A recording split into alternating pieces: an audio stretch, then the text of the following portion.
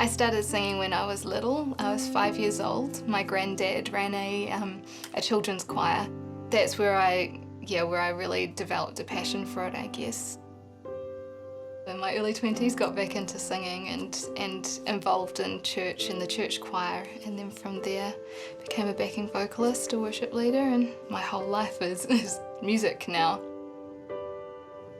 Around October of 2012, I'd noticed my ankle had been sore for a few months, and I hadn't really thought much of it. I thought it was potentially a stress fracture because I knew a friend who'd had one, and so, you know, you just think, oh, that's what it'll be.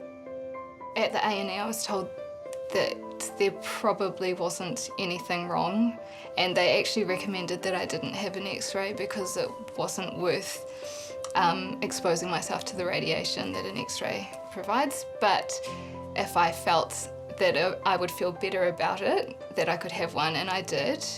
And the nurse came out and said, as we thought, there's nothing there. So off I went, feeling really silly about the whole thing. I actually got a call from the hospital the next day to say that they'd reviewed the X-ray and discovered some sclerosis on the bone. I felt that the pain was too bad to just wait for 6 months to see a specialist, and I went privately to see someone who sent me for further scans, and when he got the results, he sent me straight to Auckland Hospital.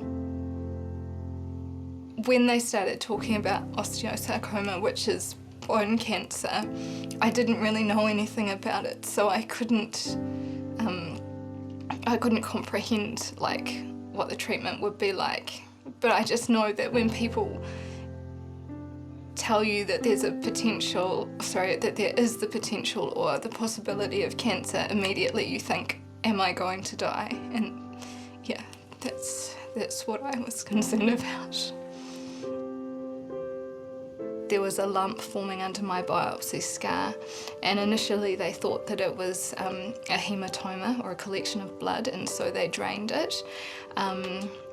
But it continued to grow, and so the tumour had progressed to a point where they weren't able to salvage it, and so they were going to have to amputate my leg. I just knew there was no fighting it. I knew they wouldn't be there telling me that if they had another option, they would have been going there. But there were no other options. And so I was again admitted to hospital that afternoon, and the amputation would take place first thing the next morning, on the Tuesday morning.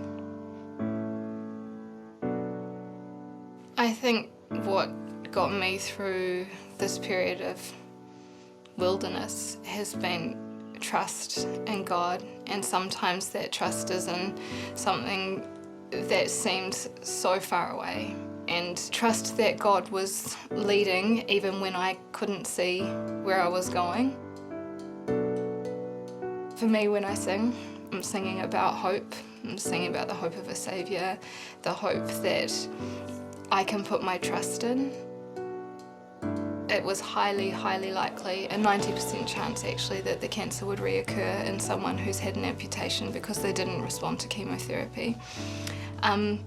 But I'm pleased to say that on Friday last week, they used the other C word, cured.